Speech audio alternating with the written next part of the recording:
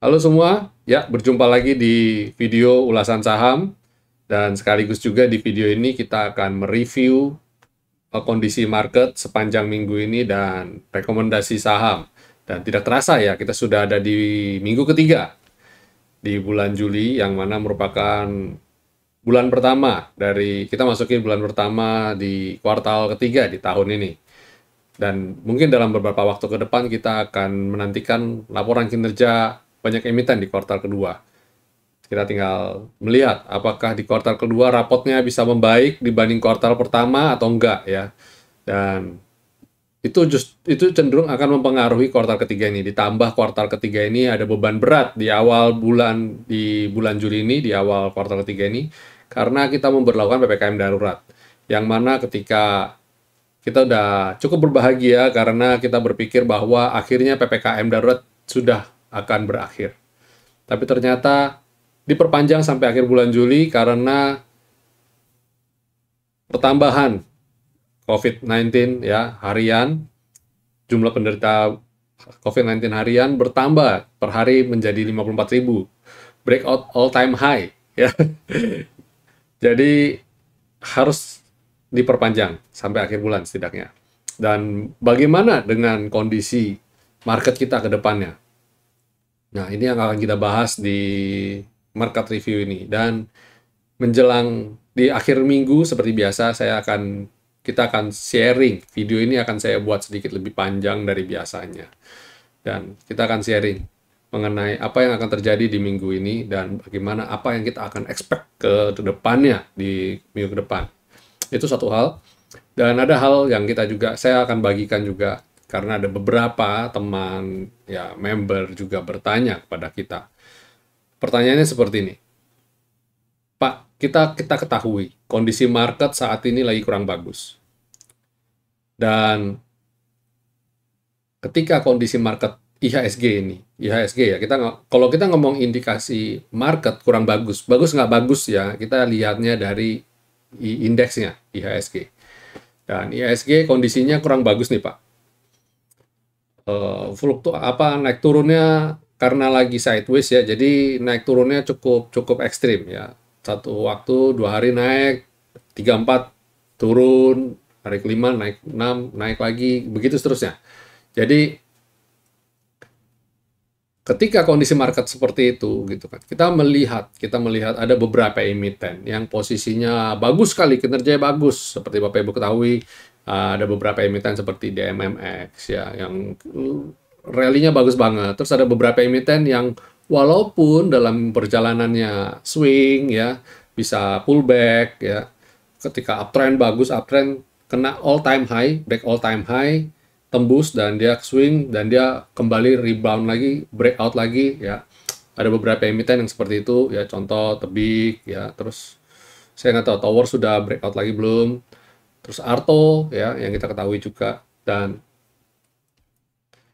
intinya ada emiten yang sedang rally, ada yang sedang koreksi. Dan banyak yang bertanya kepada kita, Pak, enaknya gimana ya Pak ya? Dalam pemilihan saham enaknya beli yang lagi rally, lagi uptrend, atau kita beli yang lagi downtrend berat? Ya, kita pilih yang downtrend berat. Bukan orang bilang, banyak dari kita ya, banyak dari antara trader-trader atau para pelaku pasar yang baru masuk ke dunia saham melihat memakai role model atau menggunakan Warren Buffett sebagai role model mereka. Warren Buffett, Benjamin Graham ya, nama-nama sederet nama yang terkenal, yang cukup dikenal dan mengajarkan mengenai value investing. Yang mana salah satu quote-nya mereka atau yang sering kali mereka ajarkan adalah beli di harga murah.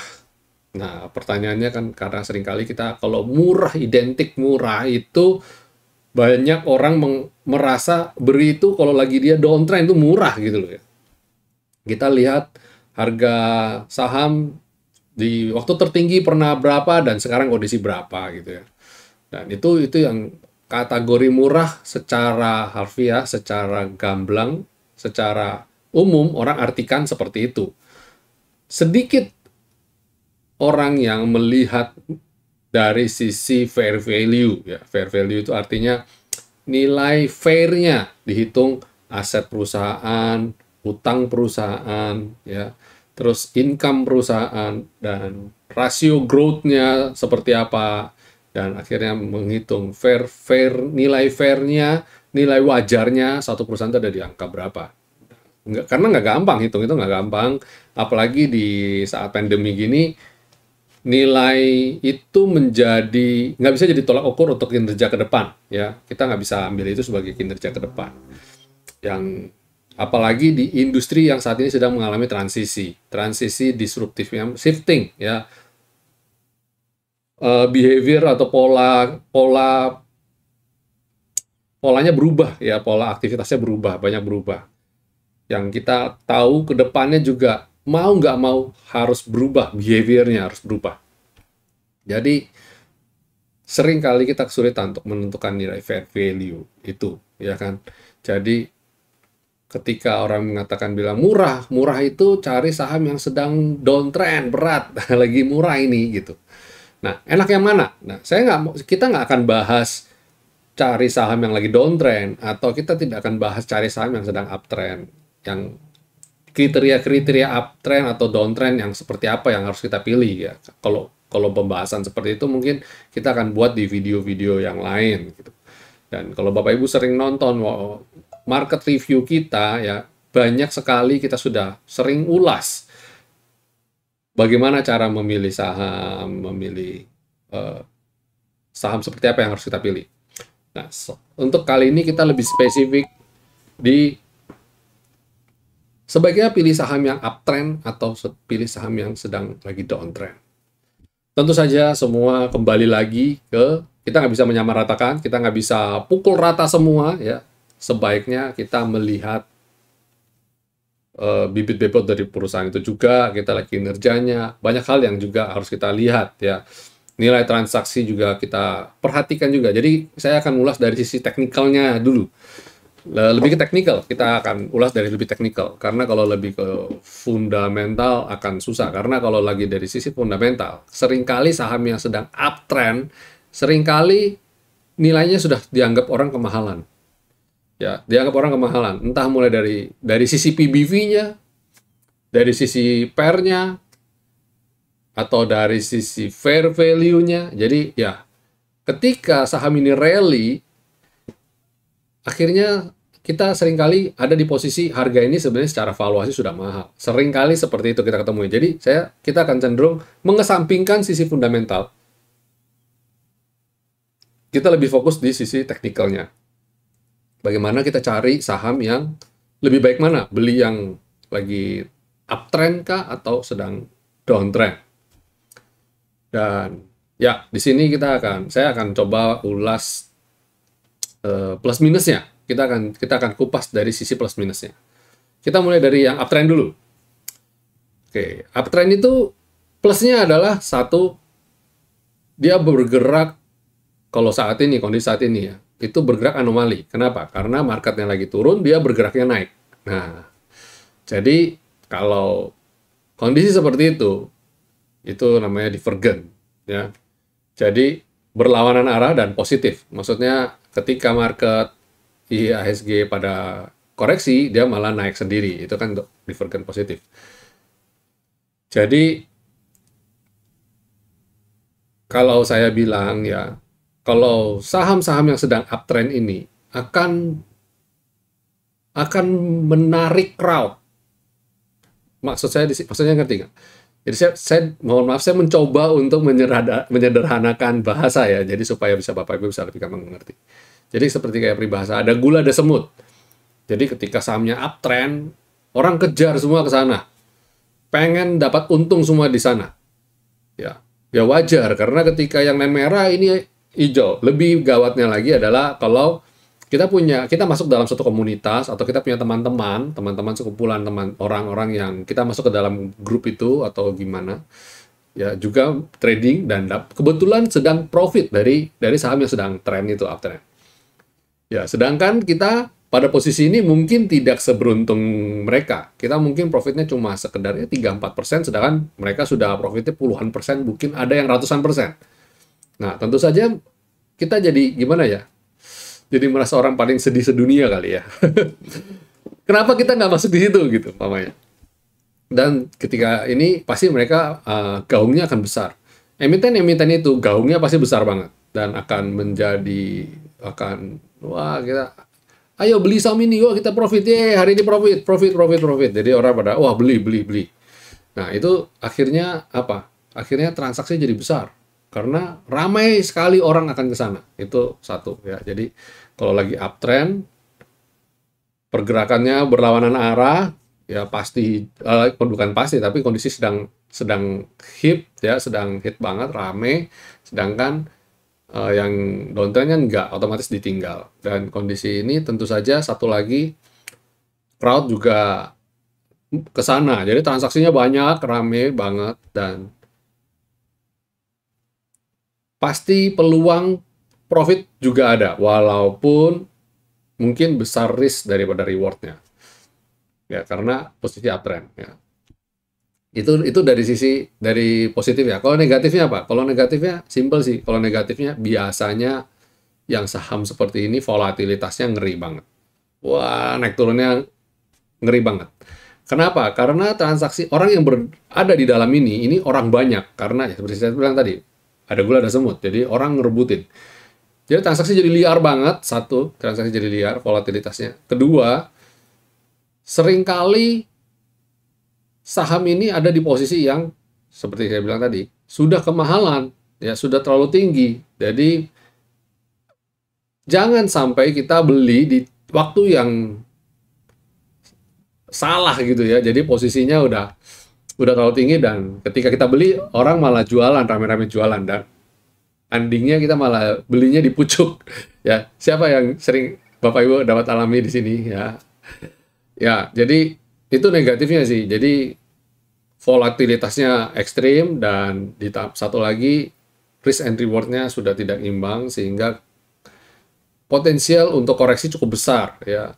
Jadi kita harus memilah-milah. Kita harus melihat posisinya ini masih ada memberikan ruang nggak untuk saham ini masih bisa bergerak naik atau enggak gitu. Tuh, jadi posisi plus minusnya di situ ya. Terus yang satu lagi adalah kalau downtrend. Oke, sekarang kita akan lihat bagaimana ya. Positifnya adalah saham ini kalau memang beneran murah, ya murah bener gitu ya. Dan kapan lagi dapat perusahaan bagus dengan harga yang relatif lebih murah? Ini yang kita cari kan. Syukur-syukur ketika kita habis beli langsung rebound dan dia rally panjang, naik terus ya. Nah, syukur-syukur seperti itu. Dapat jackpot istilahnya. Tapi kan kita nggak tahu ya apakah begitu langsung apa enggak. Dan jeleknya adalah ya sebenarnya kalau bagusnya positifnya ya itu tadi barangnya relatif harga murah dan ruang untuk naiknya cukup besar ya. Dan biasanya kita bisa memilih. Biasanya kalau kayak gini kan karena sepi transaksi, karena saham ini lagi downtrend, sepi transaksi sehingga membuat pergerakannya juga udah nggak seliar yang naik, jadi cenderung sepi malah. Jadi kita bisa beli dengan tenang, duduk manis, ngopi-ngopi, tinggal ngopi-ngopi, nanti pelan-pelan dia jalan, nanti tahu-tahu bang, tahu-tahu bisa naik. Itu doanya kita semua, tentu saja, ya kan? Nah, negatifnya adalah saham ini tersepi transaksi. Jadi, karena saham ini sepi transaksi, beberapa di antaranya bahkan ada di area bottom banget, di area harga yang bottom di Rp50 ya, sangat murah banget. Dan kemudian karena sepi jadi cenderung transaksinya nggak ada, kita mau beli susah untuk kita keluar. Jadi kita nyaris nunggunya butuh waktu lama karena ya sepi itu tadi. Jadi butuh atau corporate action atau news atau ya lebih ke corporate action sih, bahwa perusahaan ini akan melakukan suatu ekspansi atau apa, atau sentimen positif. Nah, ini butuh sentimen positif yang sehingga bisa membuat crowd itu melirik ini saham. Nah, jadi itu jeleknya di situ ya, transaksinya kecil, terus udah gitu pergerakannya nggak volatil, cenderung flat bahkan ya.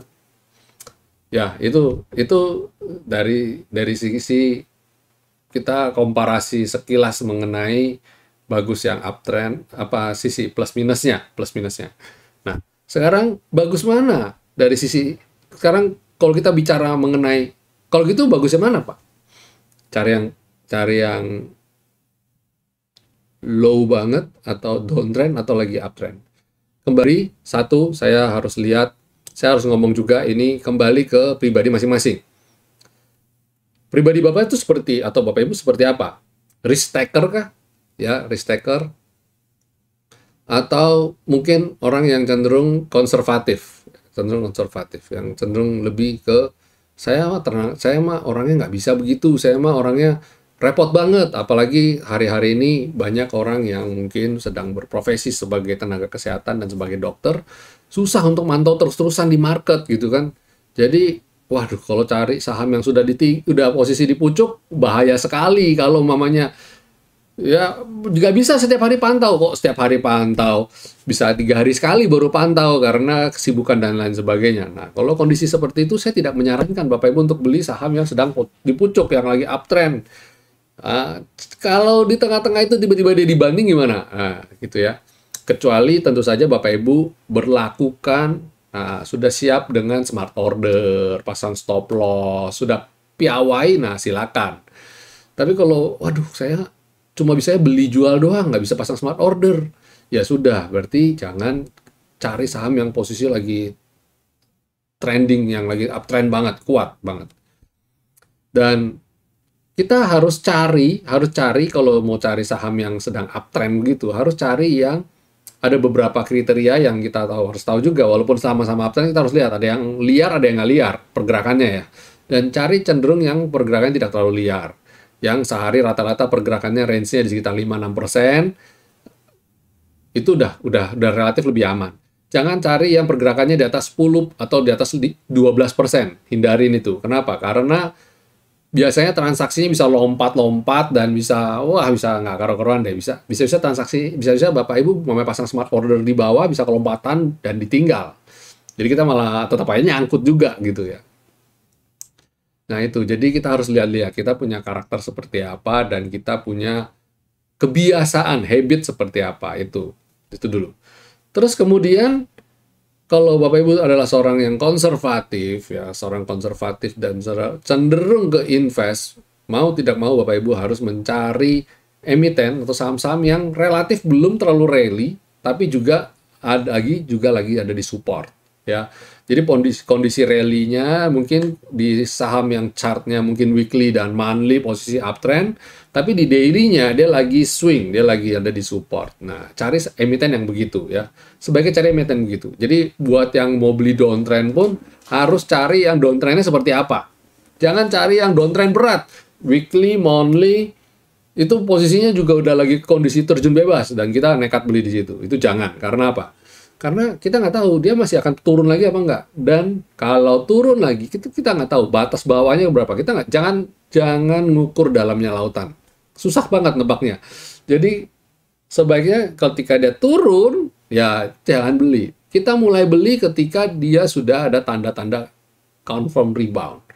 Dan sebaiknya tanda-tanda confirm rebound itu ada di chart weekly setidaknya, jangan di daily, karena di daily bisa aja kelihatannya, ini udah mantul nih, sudah tidak buat lower low, ya.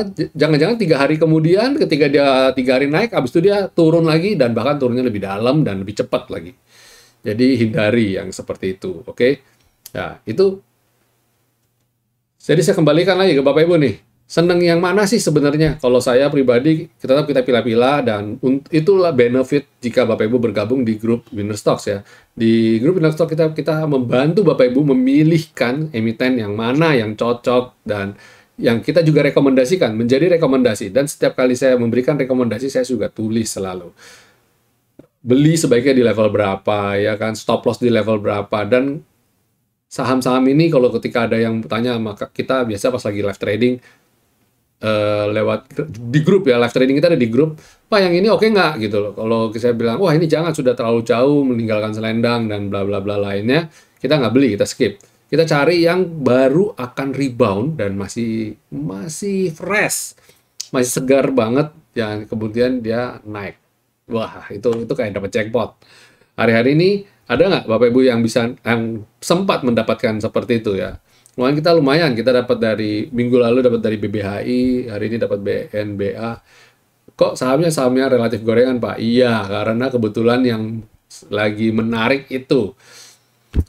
Ya, itu mungkin sharing dari saya. Nanti kita bagi teman-teman yang VIP, kita akan ulas lebih mendalam, terutama saya ada beberapa chart yang kita bisa ulas untuk menerangkan kondisi seperti ini, ya.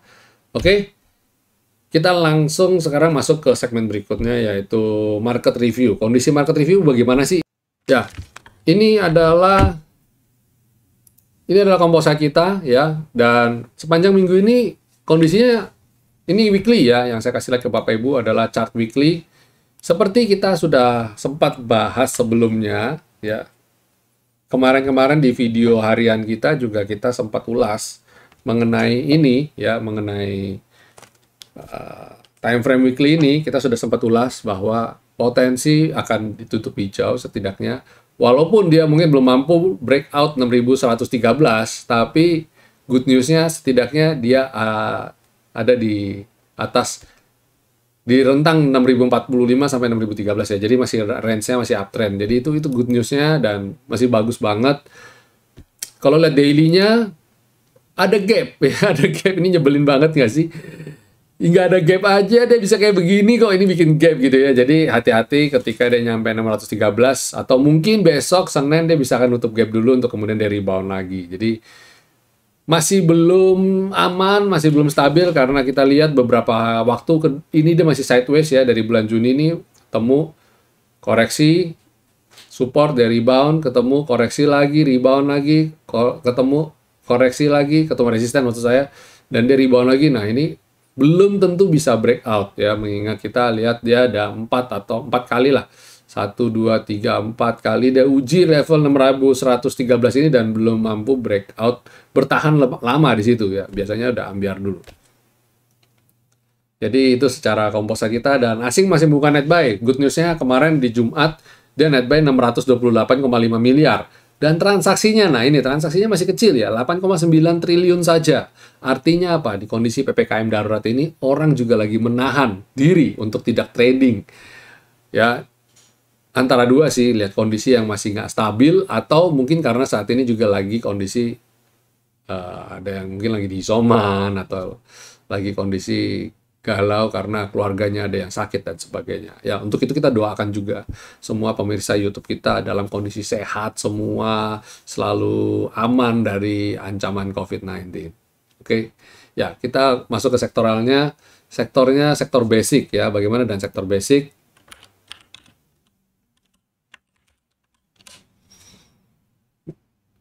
Kemarin kita sudah sempat bilang, wah ini tertahan nih dan posisi bisa rebound, dan memang ternyata sempat rebound, sempat bahkan di atas selendang, tapi karena kondisinya masih belum oke, mungkin aksi profit taking ya, kemarin hari Jumat ada aksi profit taking, jadi cenderung koreksi.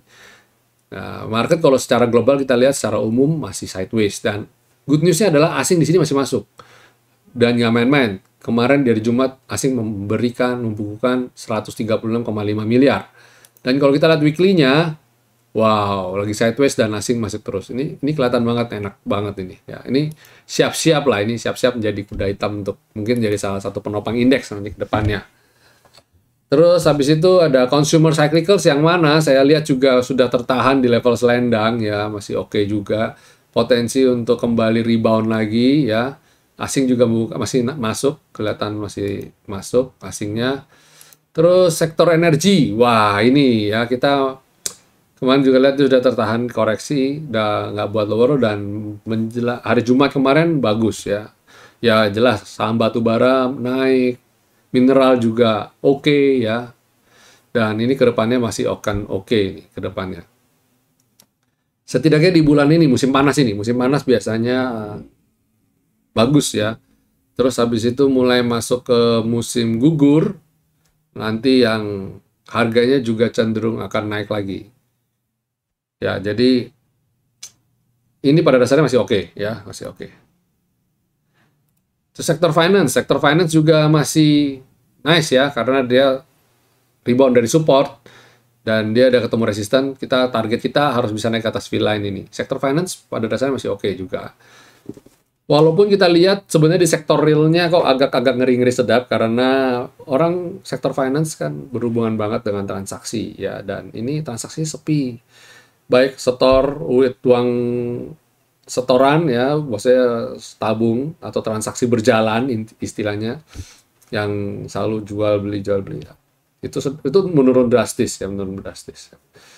Jadi ini kalau saya bilang reboundnya lebih karena technical rebound aja sih. Yang dimaksudkan technical rebound tuh kayak gini nih kira-kira. Jadi ketika sahamnya koreksi, koreksi, harganya udah cukup murah, orang tuh akan berpikir gini, masa sih akan turun lagi? Itu udah murah banget loh. Jadi, saya mau cicil beli lah. Bayangin kalau ada sekitar berapa banyak orang berpikiran sama. Wah, ini udah murah nih, saya mau beli. Akhirnya apa? Akhirnya tiba-tiba muncul suatu demand, ya, suatu permintaan di harga bottom, di harga murah, untuk segera cepat-cepat pengen dapat memanfaatkan momentum dia rebound gitu. Murah jadi harganya ter-adjust menjadi naik sedikit untuk menjadi ke harga normalnya gitu ya. Jadi ya beli dulu lah, ini murah nih ya, dia naik ini normal terus habis itu dijual lagi. Jadi lebih kayak gitu, ada adjustment di pasar. Terus sektor healthcare pelan-pelan tapi pasti masih akan naik. Ya kayaknya kedepannya sektor ini akan jadi primadona, yang mana orang jadi lebih concern dengan kesehatan. Mulai dari sekarang, contoh sekarang, kalau dulu orang mau minum vitamin kayaknya boros gitu ya. Kalau sekarang orang enggak, orang lebih suka mencegah daripada mengobati. Soalnya kalau mengobati, aduh, bukan masalah mengobatinya. Pertanyaan adalah obatnya ada apa enggak gitu ya. Daripada itu, ini kita cegah, kita minum vitamin ya. Oke, itu healthcare. Terus kemudian industri juga.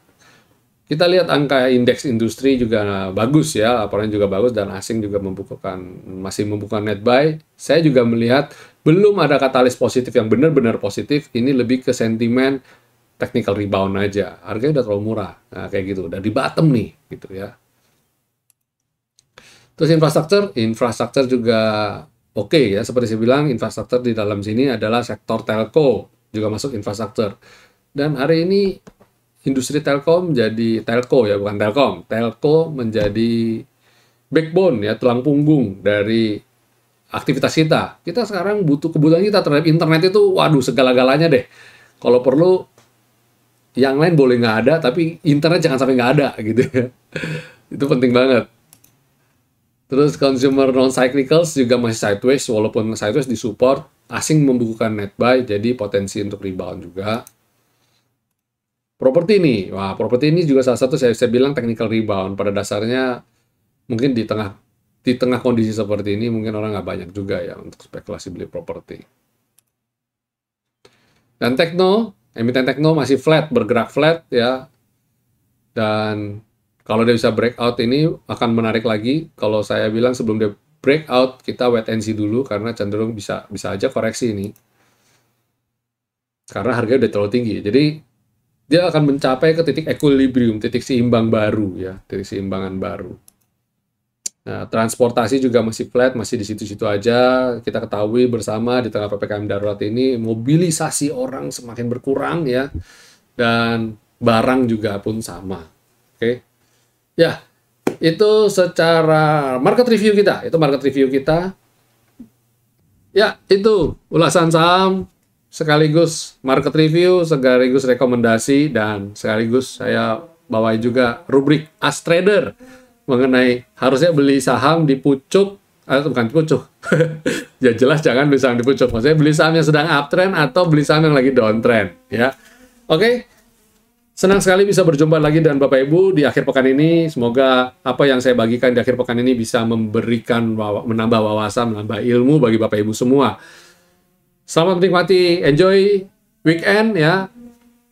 Tetap selalu Saya doakan Bapak Ibu dalam kondisi yang selalu sehat, aman, dan terhindar dari COVID-19. Dan bagi Bapak Ibu saat ini sedang isolasi mandiri ya, sedang isolasi mandiri dan atau mungkin sedang dalam perawatan COVID-19, saya doakan segera cepat sembuh. Oke, sampai jumpa semuanya. Stay safe, stay healthy, and God bless.